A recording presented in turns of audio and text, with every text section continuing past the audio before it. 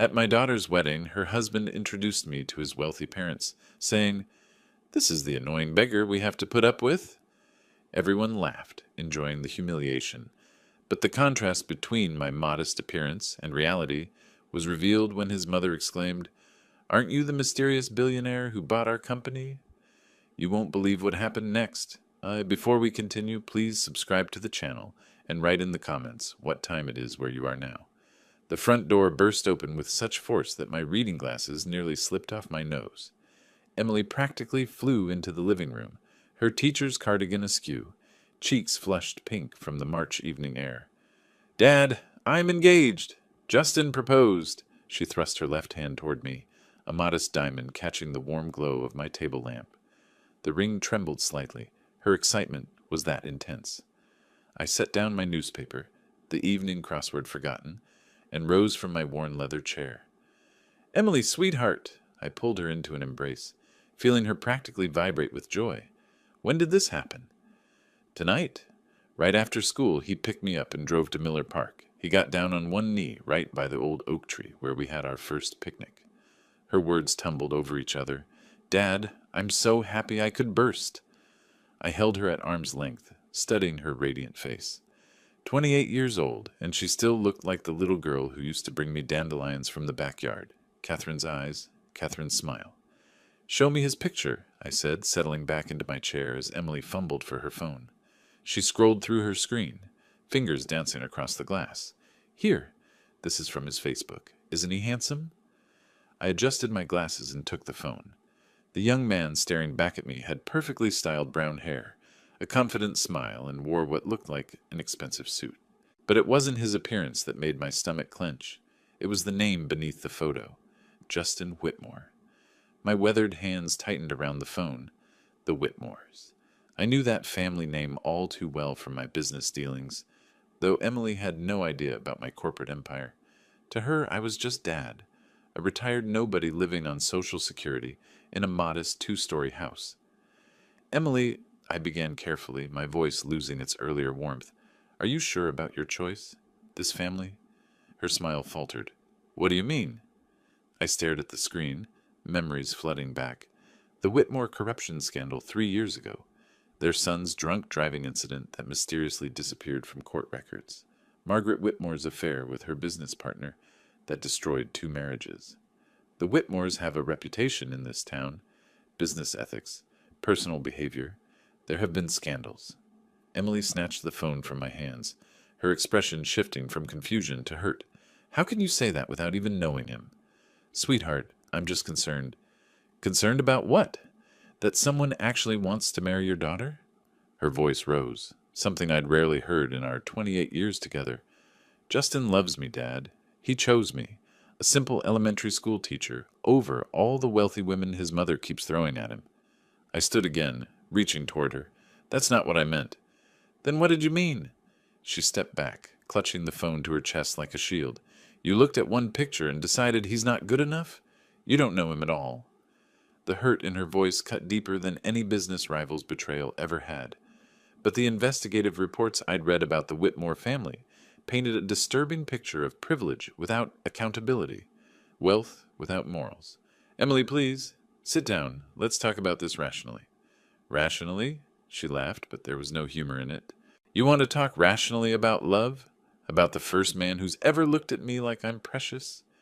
"You are precious. Not precious enough for you to be happy about my engagement, apparently." Tears gathered in her eyes, making them shine like Catherine's used to when she was angry. "I came here thinking you'd celebrate with me. I thought my father would be thrilled that his daughter found happiness."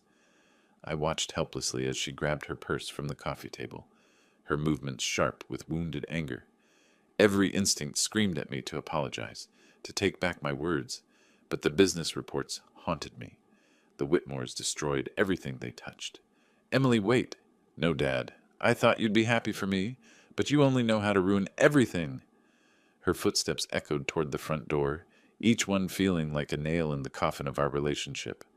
I stood frozen in my living room, still holding the silence where her laughter had been just moments before. The front door slammed with a finality that seemed to shake the entire house. I winced, still standing in the middle of my living room like a statue, listening to Emily's car engine roar to life in my driveway. The sound faded down Maple Street, leaving behind only the tick of my old mantel clock and the distant hum of evening traffic. I sank into my chair, feeling every one of my 68 years settle into my bones. The newspaper lay crumpled where I'd dropped it, the crossword puzzle mocking me with its half-filled squares. 7 across. Father's mistake. 6 letters. I could think of several answers, none of them suitable for a family publication. My gaze drifted to the mantel, where Catherine's photograph smiled down at me from our wedding day. Her white dress flowing like silk, her eyes bright with the kind of joy I'd just watched Emily experience, and then watched myself destroy with my clumsy words. I pulled myself from the chair and walked to the mantel, lifting the silver frame with careful hands. The glass was cool against my fingertips, polished to perfection because I cleaned it every Sunday morning after reading the paper. "What would you have done, Cat?" I whispered to her image. "Would you have kept quiet?" But I knew the answer. Catherine would have invited Justin for dinner, asked gentle questions, observed with those keen eyes of hers. She wouldn't have ambushed Emily with concerns based on newspaper reports and corporate gossip. She would have given the boy a chance to prove himself, or hang himself. I traced the edge of the frame, remembering Catherine's voice from countless parenting discussions over the years. "William, you can't protect her from everything. Sometimes you have to let her make mistakes, and be there to catch her if she falls." But what if this wasn't just a mistake? What if this was a catastrophe that would destroy my daughter's sweet, trusting nature? Emily saw good in everyone. It's what made her such a wonderful teacher, such a loving daughter. But it also made her vulnerable to people like the Whitmores, who viewed kindness as weakness to exploit. The house felt enormous around me, every shadow deeper, every creak louder. I'd lived alone here for 7 years since Catherine passed, but tonight the solitude pressed against me like a living thing. Emily usually called every other evening, her cheerful chatter filling the empty spaces. Now, because of my failure as a father, that lifeline was severed. I returned to my chair, Catherine's photograph still in my hands. The leather cushions seemed to swallow me, and I wondered if this was how it would be from now on, sitting alone while my daughter built a life with people who might destroy her. "Maybe I'm wrong," I said aloud, my voice echoing strangely in the quiet room.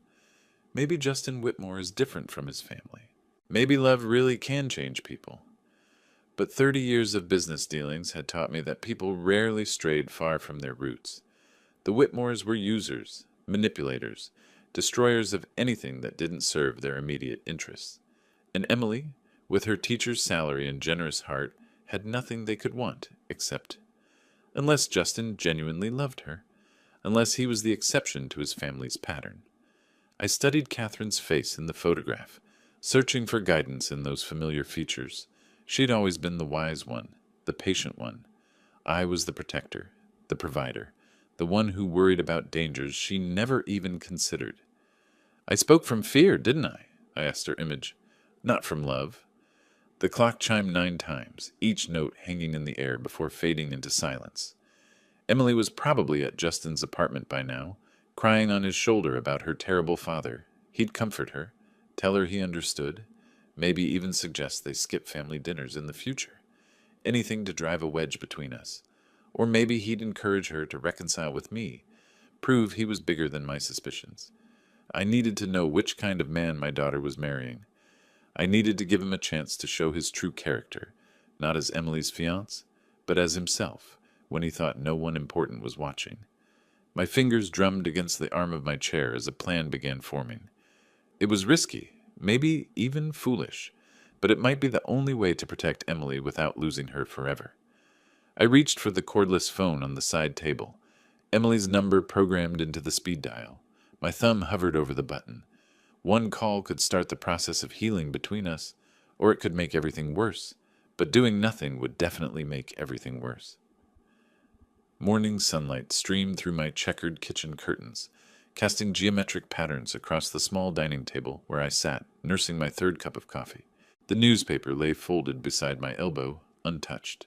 I'd been awake since 4:30, rehearsing apologies and planning strategies until my head buzzed with exhaustion and caffeine. The cordless phone sat before me like an unexploded bomb. I'd picked it up 7 times in the past hour, punched in Emily's number, then hung up before the first ring. Each time, my courage deserted me at the last second. I scratched my chin, a nervous habit Catherine used to tease me about, and checked the kitchen clock again. 9:15. Emily would be in her classroom by now, probably setting up for the day's lessons. She always arrived early to arrange art supplies or practice reading stories aloud. Would she even answer a call from me? My thumb found the speed dial button and pressed before I could lose my nerve again. 1 ring. 2. 3. Hello? Her voice was cautious, guarded in a way that made my chest tighten. Emily. I cleared my throat, surprised by how hoarse I sounded. Sweetheart, I need to apologize.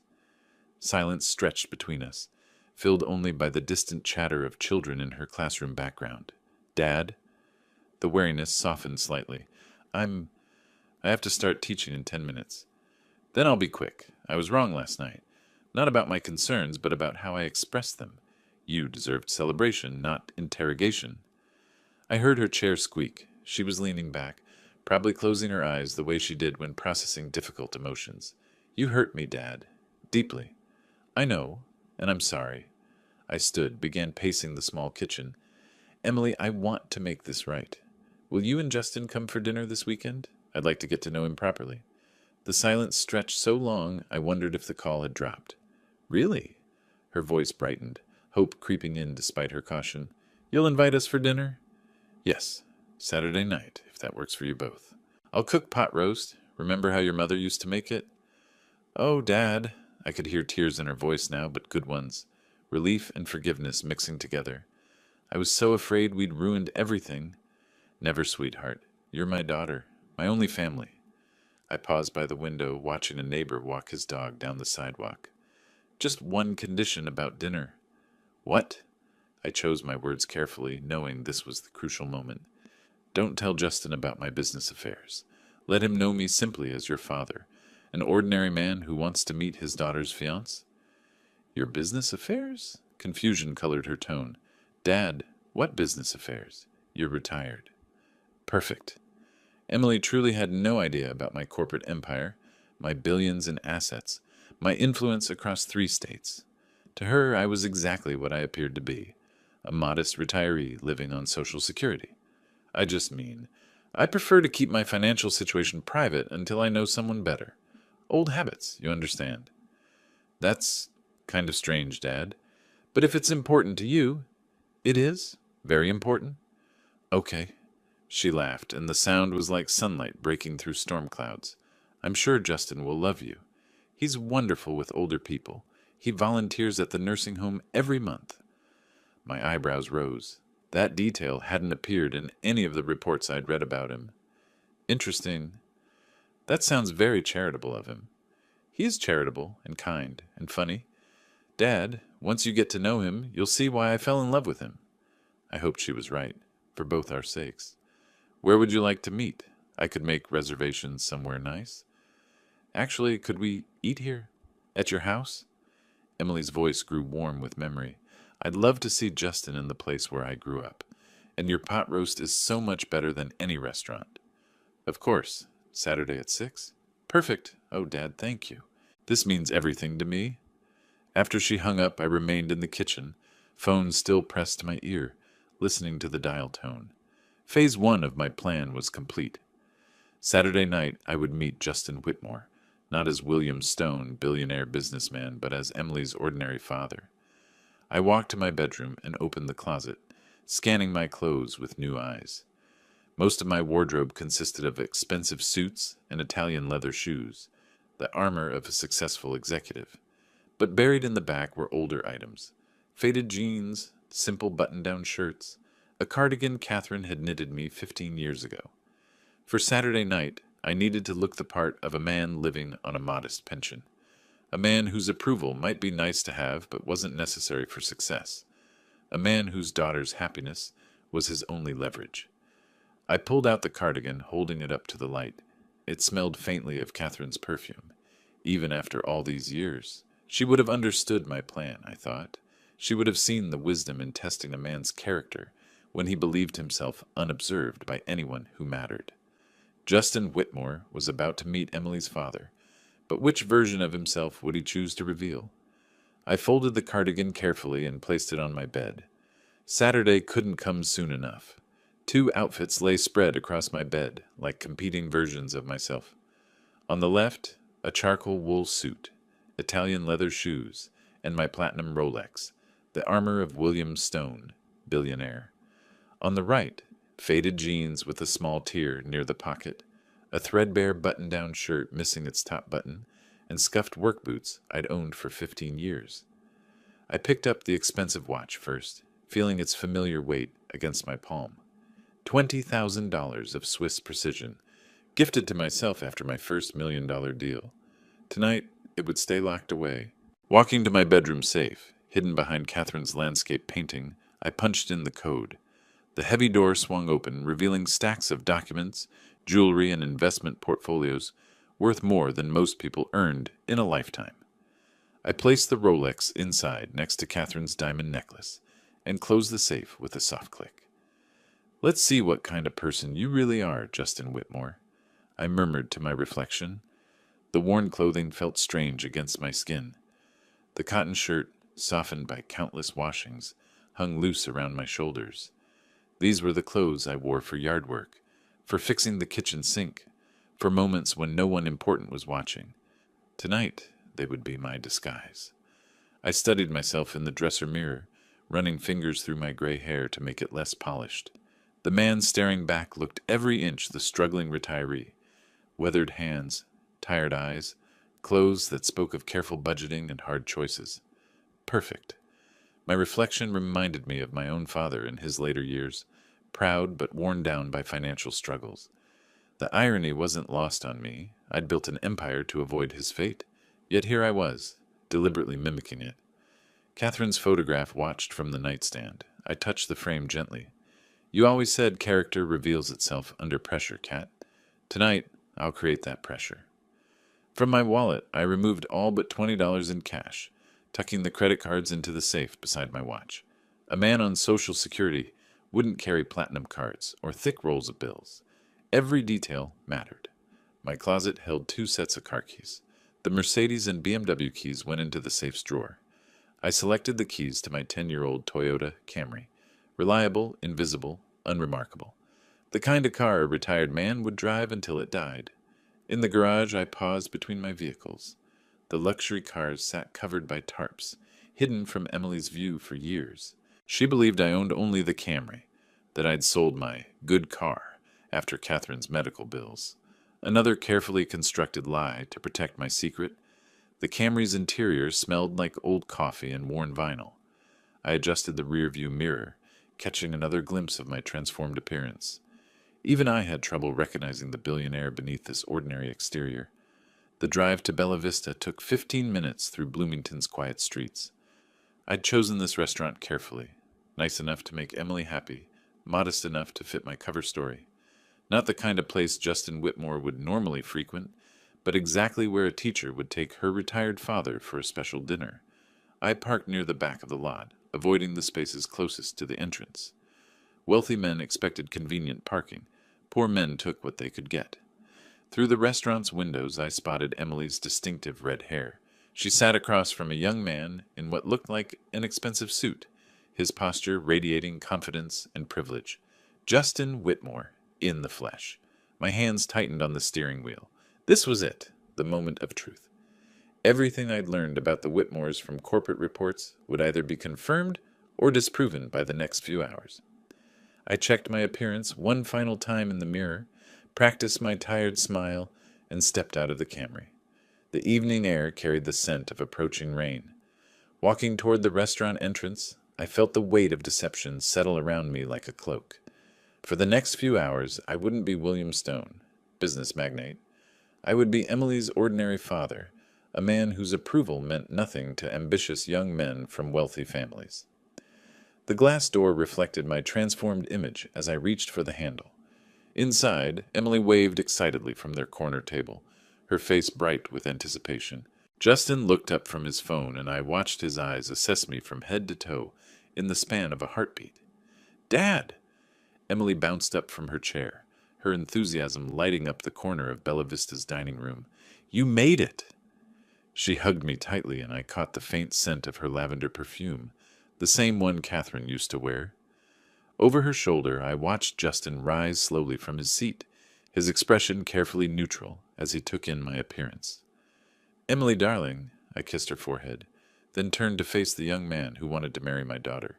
"You must be Justin." He extended his hand with visible reluctance, his grip lasting exactly 2 seconds, long enough to be polite, brief enough to show discomfort. His palm was soft, manicured, the hand of someone who'd never done manual labor. "Mr. Stone, Emily's told me so much about you." His tone carried the particular politeness wealthy people used with service workers, courteous but dismissive. I'd heard it countless times in business meetings, usually directed at waiters or janitors. "All good things, I hope." I settled into the chair across from him, noting how he'd positioned himself with his back to the wall, surveying the room like a prince holding court. The restaurant buzzed with quiet conversation and clinking silverware. Middle-class families celebrating anniversaries, young couples on date nights, retired teachers like Emily stretching their budgets for special occasions. Justin looked profoundly out of place among them. "So, Mr. Stone, Emily mentioned you're retired?" He leaned back in his chair, fingers drumming against the white tablecloth. "What did you do before?" "Various things. Maintenance work, mostly. Nothing too exciting." His eyebrows rose slightly, and I caught him glancing at my frayed shirt collar. "Maintenance. Right." Emily jumped in quickly, sensing tension. "Dad's being modest. He worked really hard to support our family." "I'm sure he did." Justin picked up his menu, gold cufflinks catching the restaurant's soft lighting. "Have you decided what you're ordering?" "I'm thinking the seafood tower. It's only $85, but life's too short for cheap food, right?" I opened my own menu, scanning the prices with the careful attention of a man counting every dollar. "The chicken looks good. Reasonable price, too." "Chicken's fine, I suppose." He snapped his fingers at a passing waiter. "Excuse me. We're ready to order." The server, a college-age girl with tired eyes, approached our table with professional patience. Justin rattled off his expensive selections: appetizer, wine, the seafood tower, while I ordered the $12 chicken plate and water. "Just water?" Justin's voice carried mock concern. "Come on, Mr. Stone, let me buy you a beer. Emily's father deserves better than tap water." The condescension in his tone made my jaw clench, but I maintained my gentle smile. "Water's fine, son. I don't drink much anymore." "Fair enough. Budget considerations, I understand." He leaned forward conspiratorially. "Don't worry about Emily's future, though. She'll never have to worry about money again once we're married." Emily's face reddened. "Justin, what? It's true." He reached across the table to squeeze her hand, his Rolex prominently displayed. "I can give you everything your father couldn't. Travel, nice clothes, a house in the right neighborhood." My weathered hands remained steady on the table, but underneath, my fists were slowly clenching. The casual cruelty of his words, the assumption that my daughter had been deprived, the smug certainty that money solved everything, it all confirmed my worst suspicions about the Whitmore family. "Emily's had a good life," I said quietly. "Oh, I'm sure she has. But there's good, and then there's great, you know?" He gestured around the modest restaurant. "Like this place. It's fine for what it is, but wait until you see where I take Emily for our anniversary dinners." The server returned with Justin's wine, a $20 glass of something French that he swirled pretentiously before tasting. "Perfect. You can't get quality like this at home, Mr. Stone. Emily's probably never experienced real wine before." "Actually," Emily interjected, her voice strained, "Dad taught me to appreciate simple pleasures. We don't need expensive things to be happy." Justin laughed, a sound devoid of genuine humor. "That's sweet, honey, but you say that because you've never had access to the finer things. Trust me, once you experience real luxury, you'll never want to go back to—" He gestured vaguely at my clothes. "Well, to this."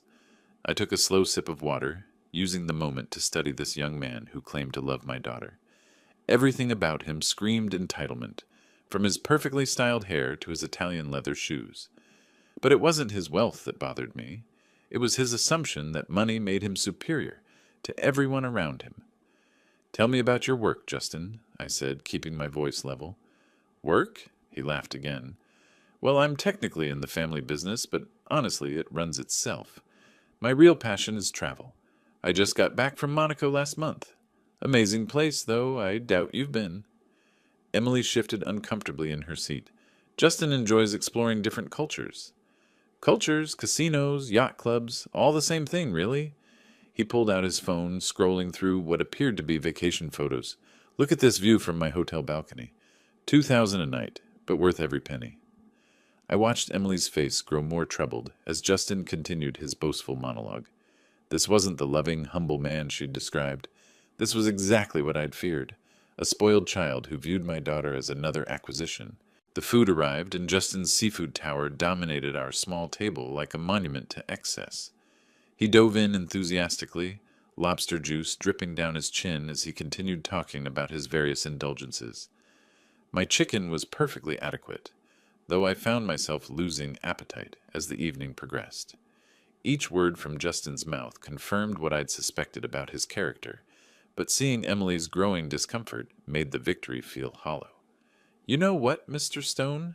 Justin pointed his lobster fork at me between bites. I respect what you've done. Raising Emily on limited means, it must have been challenging. But that's all behind us now, Justin continued, oblivious to the storm gathering in Emily's eyes. I'm going to give her a life she never even dreamed of. Vacations in Europe, designer clothes, maybe a nice house in the suburbs where she won't have to worry about property taxes. He reached into his jacket and pulled out his car keys, setting them deliberately on the table. The BMW logo gleamed under the restaurant's lights like a trophy. See these? Brand new MFIF. Cost more than most people make in a year, but Emily deserves to ride in style. He grinned at me with the confidence of someone who'd never been challenged. I know you want the best for your daughter, Mr. Stone. Well, I am the best. My water glass trembled slightly in my grip. Across the table, Emily had gone pale, her embarrassment radiating like heat. Justin, please, she whispered, glancing around at nearby tables where other diners were beginning to stare. What? I'm being honest. He draped his arm possessively around Emily's shoulders. Your father understands that a man provides for his family. He wasn't in a position to provide much, were you, Mr. Stone? The question hung in the air like a challenge. I set down my water glass with careful precision, watching condensation pool around its base. I provided what I could, I said quietly. Of course you did, and now it's my turn. He leaned back in his chair, satisfied with his own generosity. Emily won't have to clip coupons or shop at discount stores anymore. She can finally live the way she was meant to. Emily pulled away from his embrace, her teacher's voice sharp with controlled anger. I never complained about how we lived, because you didn't know any better, sweetheart. But trust me, once you experience real comfort. He gestured toward his expensive watch, making sure I noticed. This Rolex? Anniversary gift to myself? 25 grand, but a man has to reward success. 25,000? I'd paid less for my own Rolex, the one currently locked in my bedroom safe. The irony would have been amusing if his arrogance wasn't so suffocating. You know what I think, Mr. Stone. Justin leaned forward conspiratorially, lowering his voice as if sharing a secret. I think you should be grateful. Your daughter could have ended up with some nobody, some teacher or office worker living paycheck to paycheck. Instead, she's marrying into the Whitmore family. The name dropped from his lips like a benediction, as if I should recognize its importance and bow accordingly. The Whitmore family owns half the commercial real estate downtown. My mother just closed a deal worth $12 million. He pulled out his platinum credit card, setting it beside the car keys like weapons in an arsenal. When Emily and I get married, she'll never want for anything. Emily's hands clenched in her lap, knuckles white with tension. Money isn't everything, Justin. Says someone who's never had it. He laughed dismissively. Look, honey, I love your idealism, but let's be realistic. Your father did his best with what he had. He gestured vaguely at my worn clothes. But now you can have everything you deserve. Under the table, my own hands had formed fists. Every word from this spoiled child's mouth confirmed my worst fears about his character. He didn't love Emily. He collected her. She was another trophy to display, proof of his benevolence in rescuing a poor teacher from her modest circumstances. The other restaurant patrons were openly staring now, drawn by Justin's increasingly loud declarations of wealth. An elderly couple at the next table shook their heads disapprovingly. A young family gathered their children closer, clearly uncomfortable with the vulgar display. "You understand, don't you, Mr. Stone?" Justin's voice carried across the restaurant like a sermon.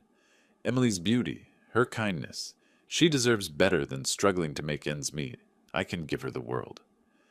I studied his face, seeing nothing but entitled smugness, where there should have been love and respect.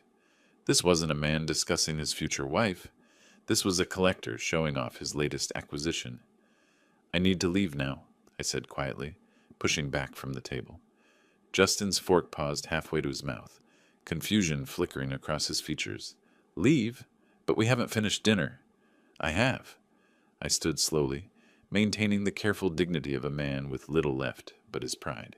"Thank you for the meal, but—" He gestured at his seafood tower, at the expensive wine, at the platinum card still gleaming on the white tablecloth. "I'm buying dinner. The least you could do is stay and appreciate the gesture." Emily rose as well, her face flushed with mortification. "Dad, wait. I'm so sorry." "Don't apologize for me, Emily." I looked directly at Justin, who stared back with the bewildered expression of someone who'd never been dismissed by a lesser person. "I've learned everything I needed to know tonight." "Everything about what?" Justin's voice carried a note of indignation. "I've been nothing but generous, nothing but honest about what I can offer Emily." I picked up my jacket from the chair back, feeling the weight of every patron's gaze. The restaurant had gone quiet, except for the soft jazz playing through overhead speakers and the distant clatter of dishes from the kitchen. "Good night, Emily."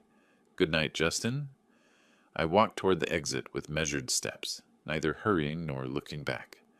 Behind me, I heard Emily's voice, tight with embarrassment and confusion. "Dad, please." But I was already pushing through the glass doors, stepping into the evening air where rain had begun to fall in light drops. The parking lot stretched before me, my modest Camry waiting in the shadows, while luxury vehicles gleamed under the restaurant's lights. I'd gotten exactly what I'd come for, confirmation that Justin Whitmore was everything I'd feared, and worse.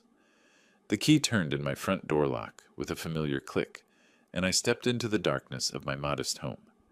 The silence hit me like a physical force after the restaurant's clatter and Justin's booming voice.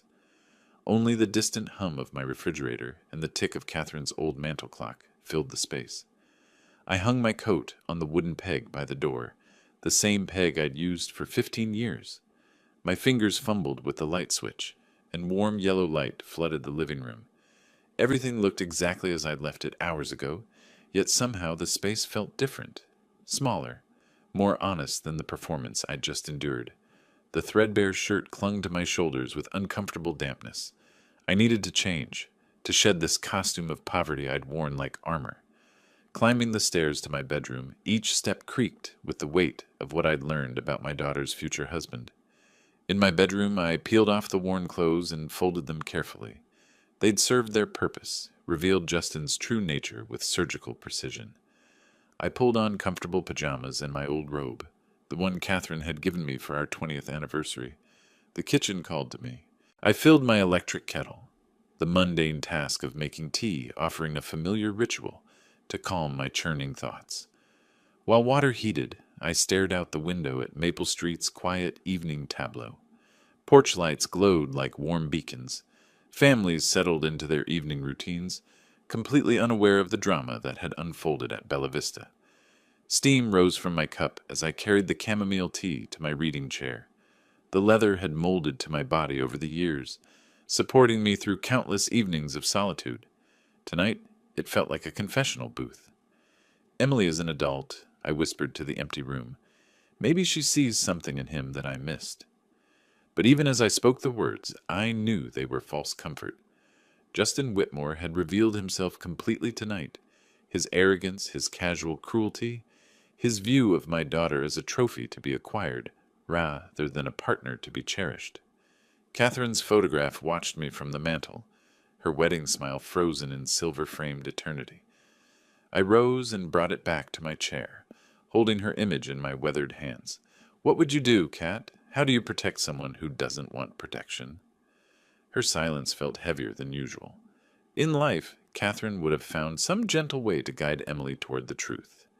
She possessed a gift for asking questions that led people to their own revelations. I'd always been the blunt instrument. She was the surgeon's scalpel. Outside, a car door slammed. Through my window, I watched the Hendersons return from their own evening out, laughing together as they walked to their front door. 43 years of marriage, and they still held hands on their driveway. That was what Emily deserved. Partnership, respect, genuine affection. My tea grew cold as I wrestled with impossible choices. I could confront Emily directly, tell her what I'd witnessed tonight. But she'd already defended Justin once, chosen him over her father's concerns. Would she listen now, or would my interference drive her further into his arms? I could confront Justin himself, drop my facade, and reveal the billionaire behind the broken-down retiree act. The shock might humble him temporarily, but men like Justin didn't change. They just became more careful about hiding their true nature.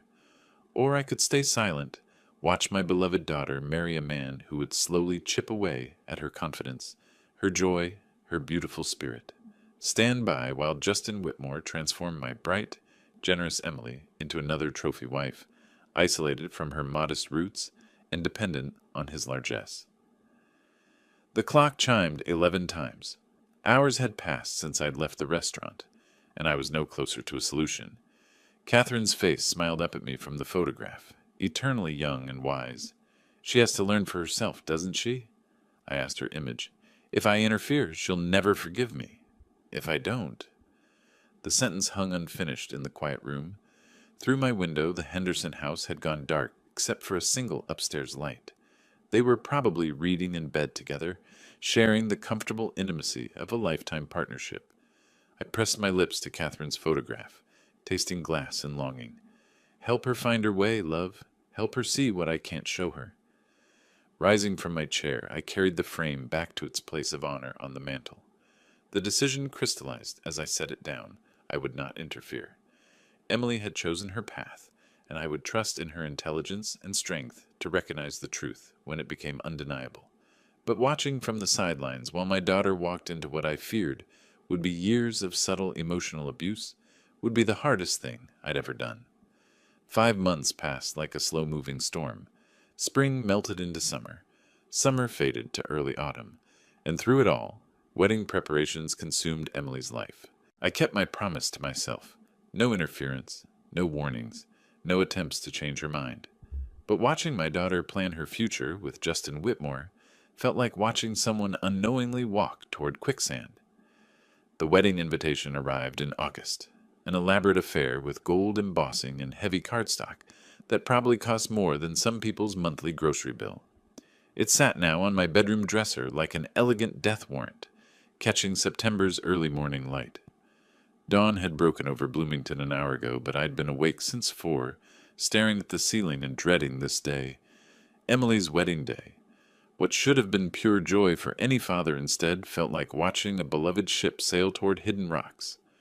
I swung my legs over the side of the bed and shuffled to the bathroom. My reflection in the mirror showed every one of my 68 years. Gray stubble, tired eyes, the weight of secrets carved into the lines around my mouth. Today I would smile and celebrate while my heart broke for Emily's future. The shower's hot water couldn't wash away the dread that had settled in my bones. I shaved carefully, my hands steady despite the tremor of anxiety that had plagued me for weeks. In a few hours I would walk my daughter down the aisle to marry a man I believed would make her miserable. My modest suit hung pressed and ready on the bedroom door, the same threadbare outfit I'd worn to the restaurant dinner 5 months ago. The symbolism wasn't lost on me. Today, as then, I would play the role of Emily's poor but devoted father, watching from the margins while the Whitmore family's wealth dominated every detail of the celebration. Catherine's wedding photograph sat beside the invitation on my dresser. In it, she glowed with happiness, her hand resting on my young arm as we posed outside the church where Emily would marry today. We'd been so hopeful then, so certain that love conquered all obstacles. I wish you were here, Kat, I whispered to her image. Emily needs her mother today, needs someone who can see through all the expensive flowers and fancy dresses to what really matters.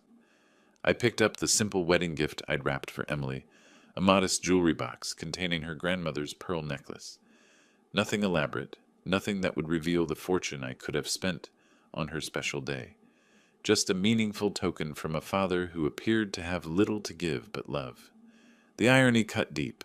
I could have bought Emily the most spectacular wedding in Illinois history, could have matched the Whitmore's dollar for dollar in demonstrating love through luxury. Instead, I was relegated to the role of grateful poor relation, thankful for their son's generous attention to my unworthy daughter. My coffee tasted bitter as I sat at the kitchen table, watching neighbors begin their Saturday morning routines. The Hendersons were working in their garden, their companionable silence speaking of decades together. That quiet contentment was what marriage should look like, not the performative display of wealth that awaited me at the church. At 10 o'clock, I finally allowed myself to get dressed. The suit felt like a costume now, shabby and uncomfortable after months of private luxury, but it served its purpose, maintained the fiction that had become my prison.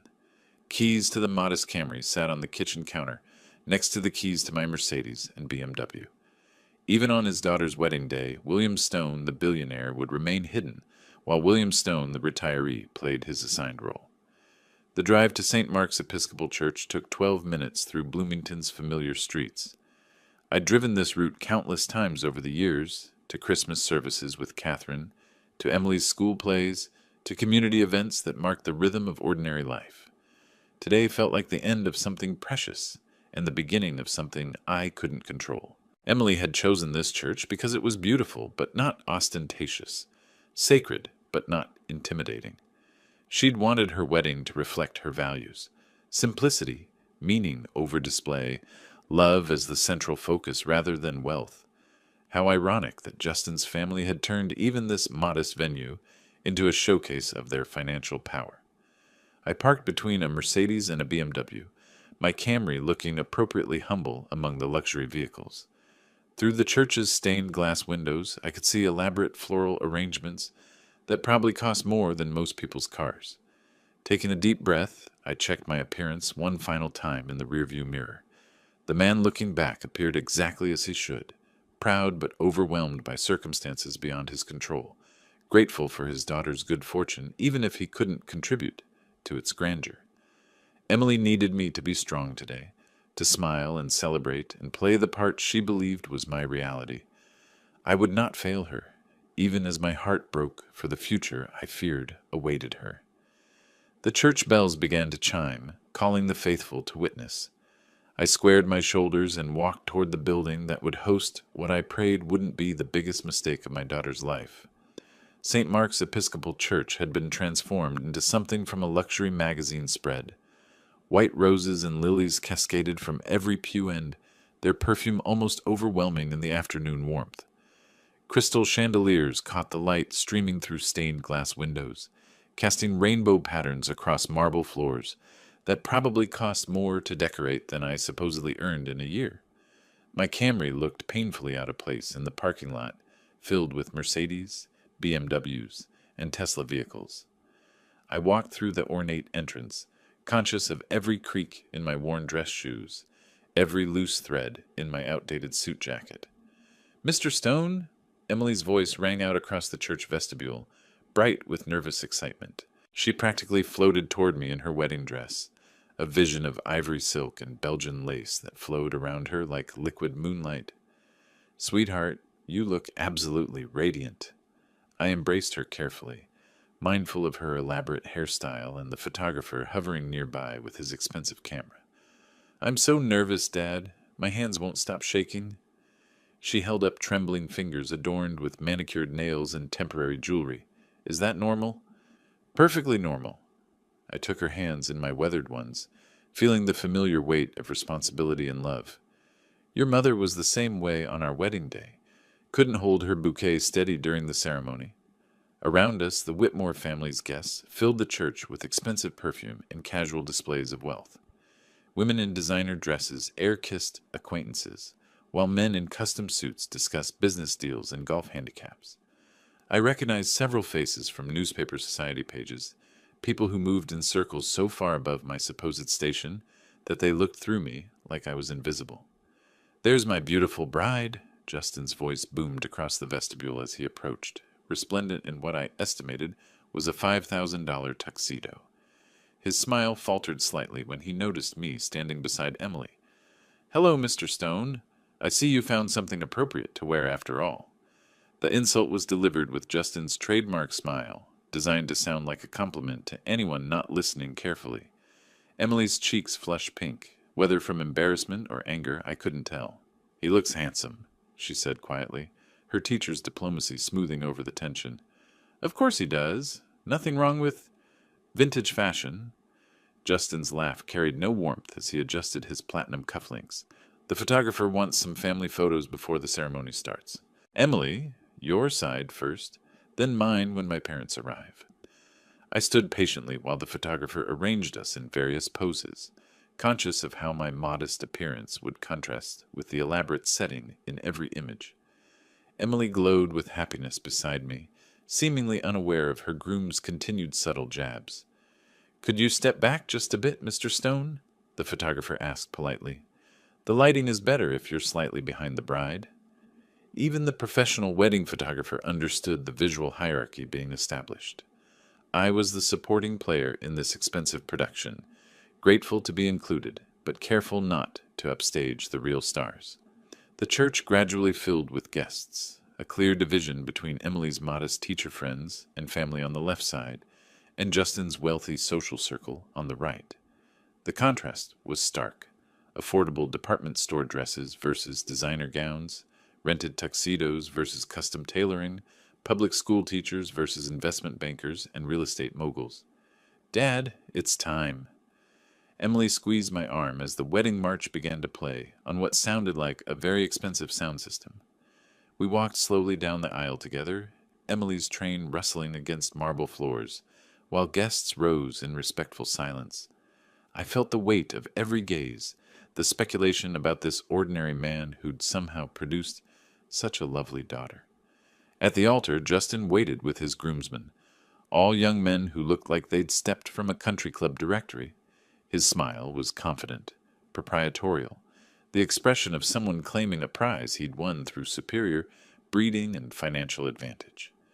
"Who gives this woman to be married to this man?" the minister asked in traditional ceremony language.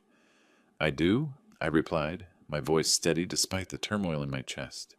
I kissed Emily's forehead gently and placed her hand in Justin's, officially transferring her from one man's protection to another's. Taking my seat in the front pew, I watched as my daughter promised to love, honor, and cherish a man I believed would slowly destroy her spirit through 1,000 small cruelties disguised as generous concern.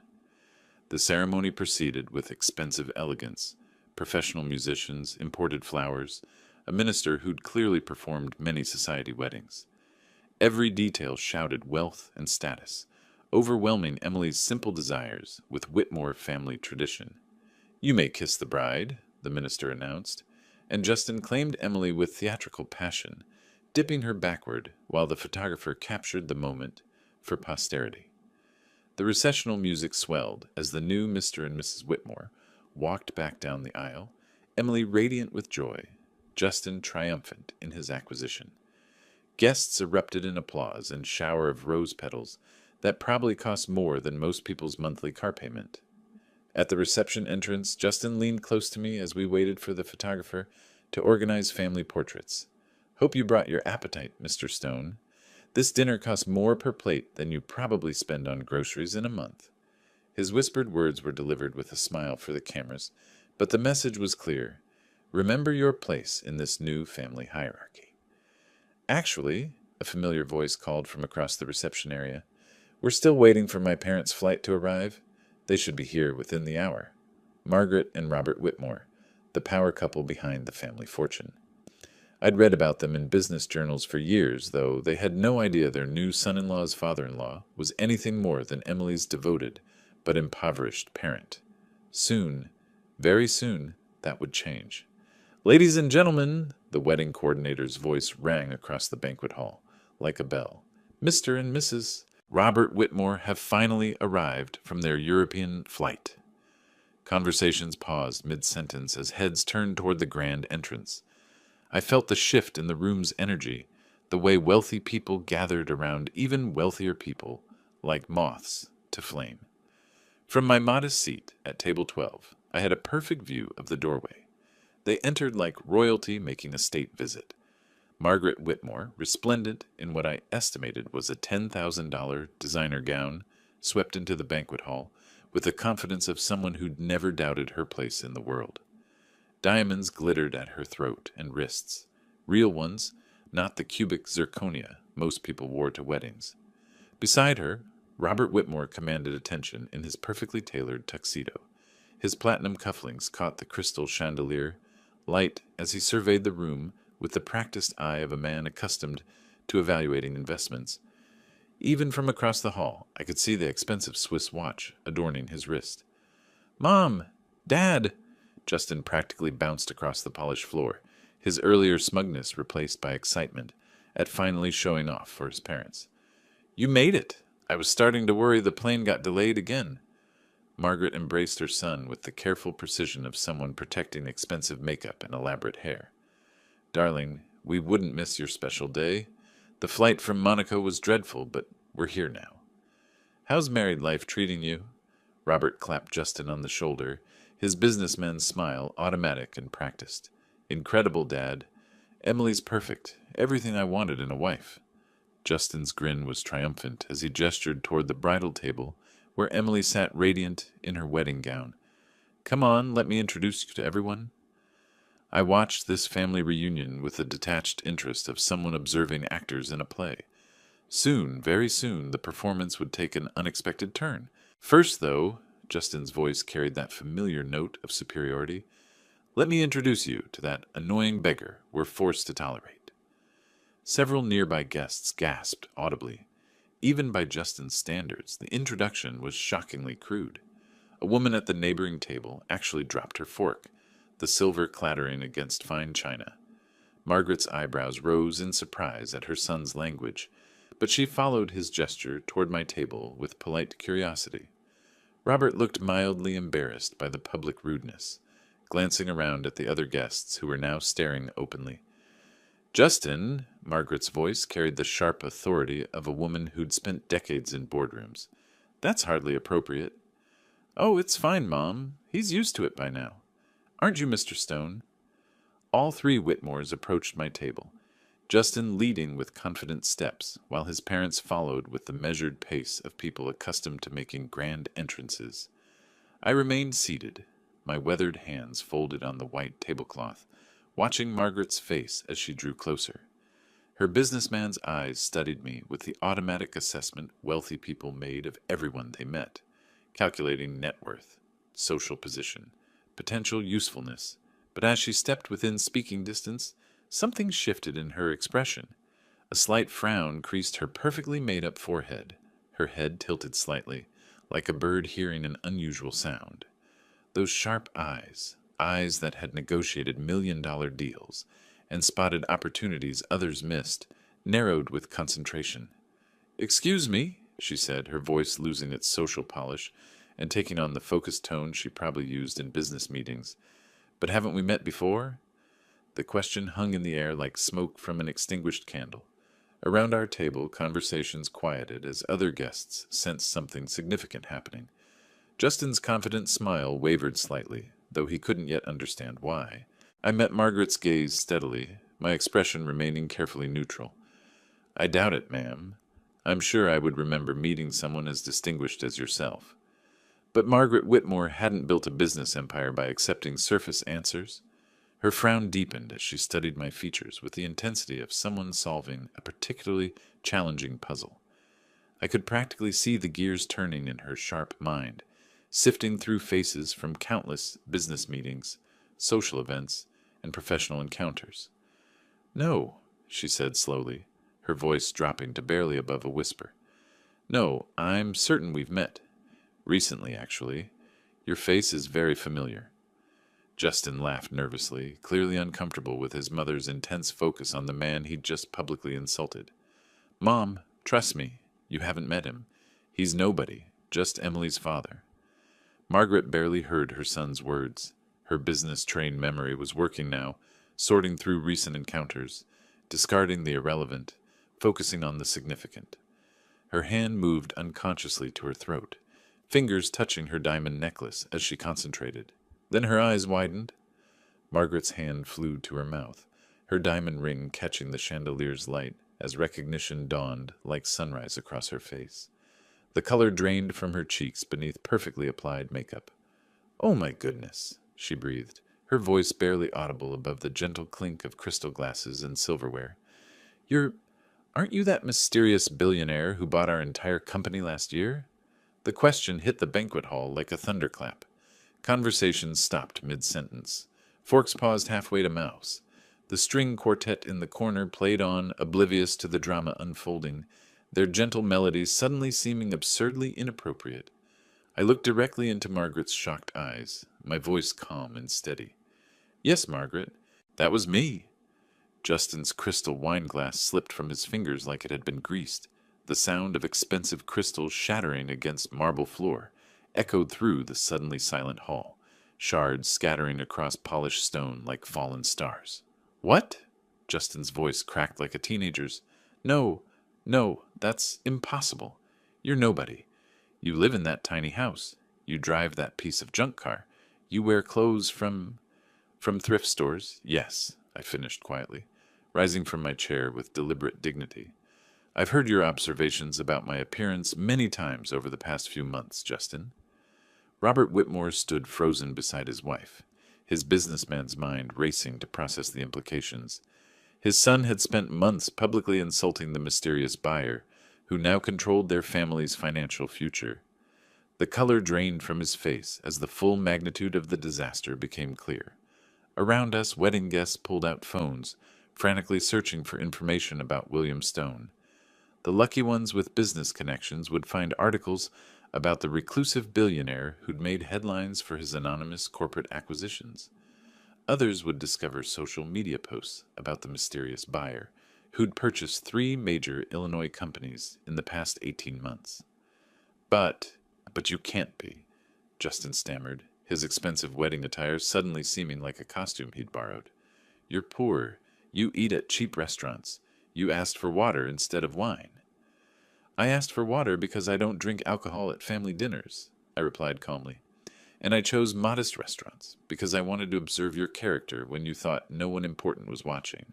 Margaret had recovered her composure with the practiced ease of a veteran negotiator, though her hands still trembled slightly. "Mr. Stone, we had no idea.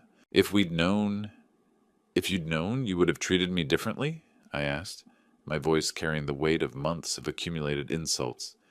"But you didn't know, so I learned exactly who you all are when you think there are no consequences." Emily sat at the bridal table, her face a mask of confusion as she tried to process this impossible revelation about her father. Her new husband was having what appeared to be a panic attack, gasping for air like a fish pulled from water. "Dad?" Emily's voice cut through the murmur of amazed guests. "I don't understand. What's happening?" I turned to face my daughter, my heart aching for the confusion and hurt in her eyes. "Emily, sweetheart, I should have told you years ago.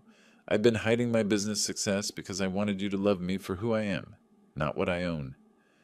"Business success?" She stood slowly, her wedding dress rustling like autumn leaves. "Dad, what business success?" "I own Stone Industries, darling, and as of last year, I also own the company that employs your husband's family." The banquet hall erupted in whispered conversations as guests shared phone screens, showing search results and news articles about the mysterious William Stone. The society photographer moved closer, his camera clicking rapidly as he captured what would undoubtedly become the most talked about wedding reception in Illinois history. Justin was on his knees now, actually on his knees in his $5,000 tuxedo, his perfectly styled hair disheveled from running his hands through it in panic. "Mr. Stone." "Sir, please, I didn't know. I never would have. Please forgive me." His desperation was pathetic to witness. The confident young man who'd spent months belittling me for my modest appearance now groveled on expensive marble, his voice high with terror. "Stand up, Justin," I said quietly. "Begging doesn't suit you." He scrambled to his feet, his face flushed red with humiliation and fear. Around us, his parents' wealthy friends watched with the fascination of people witnessing a social execution. "I can explain everything." Justin's words tumbled over each other in his haste. I was testing you." "Yes, that's it. I wanted to make sure you'd love Emily for herself, not for her family's money. I was protecting her." The lie was so transparent that several guests actually laughed out loud. Even his own mother looked embarrassed by the pathetic attempt at deception. Robert Whitmore stepped forward, his businessman's instincts finally overriding his shock. "Mr. Stone, perhaps we could discuss this privately? There may have been some misunderstandings." "No misunderstandings, Robert," I replied calmly. "Your son showed me exactly who he is when he thought I was powerless to respond. Character isn't something you can fake when you think no one important is watching." Margaret nodded slowly, her sharp mind already calculating the damage to their family's reputation and business relationships. "You're absolutely right, Mr. Stone. Justin's behavior has been inexcusable." The truth was finally out, spreading through the banquet hall like wildfire as guests shared the news via text messages and social media posts. The wedding photographer's camera flashed continuously, documenting every moment of this unprecedented social reversal. I looked around the elegant banquet hall one final time, at the expensive flowers and crystal chandeliers that had been purchased with money from the company I now owned. Justice had arrived at last. Justin raised a crystal champagne flute with shaking hands, his designer tuxedo wrinkled from his desperate genuflection moments before. "Ladies and gentlemen," his voice cracked with panic, let's have a toast to the most wonderful father-in-law a man could ask for." The attempt at salvage was so pathetic that even some of his own family friends winced. Several guests actually turned away, unable to watch this public humiliation of someone they'd once respected. "Please, Mr. Stone." Justin's champagne sloshed over the rim of his glass as his hands trembled. "I was just joking all those times. You knew I was joking, right? Just good-natured family teasing." I remained standing beside my modest chair, unchanged by the revelation of my true identity. My worn suit, my weathered hands, my humble appearance, all exactly as they'd been when Justin thought I was powerless. "No, Justin," I said quietly, my voice carrying easily through the silent banquet hall. "You showed me your true character. When you believed there were no consequences, you revealed who you really are." "But I didn't mean—" "You called me an annoying beggar not 10 minutes ago," I interrupted. "In front of your parents, in front of Emily, in front of 200 wedding guests. That wasn't a joke. That was your honest assessment of someone you considered beneath you." Emily stood frozen at the bridal table, her beautiful wedding dress seeming to weigh her down like armor that no longer fit. Tears gathered in her eyes as she looked between her father and her new husband. "Dad, why didn't you tell me?" Her voice was barely above a whisper. "Because I wanted you to choose love over money, sweetheart. I wanted you to marry someone who would treasure you for your kindness, your intelligence, your beautiful heart, not someone who saw you as a prize to be won." Margaret Whitmore had regained her composure, her businesswoman's mask sliding back into place.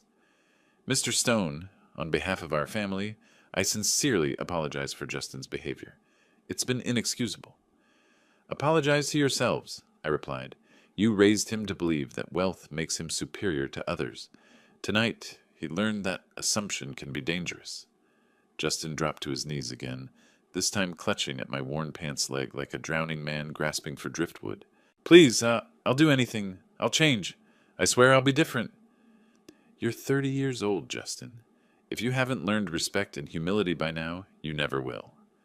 I gently but firmly removed his grasping hands. Character isn't something you put on like an expensive suit. It's who you are when you think no one's watching.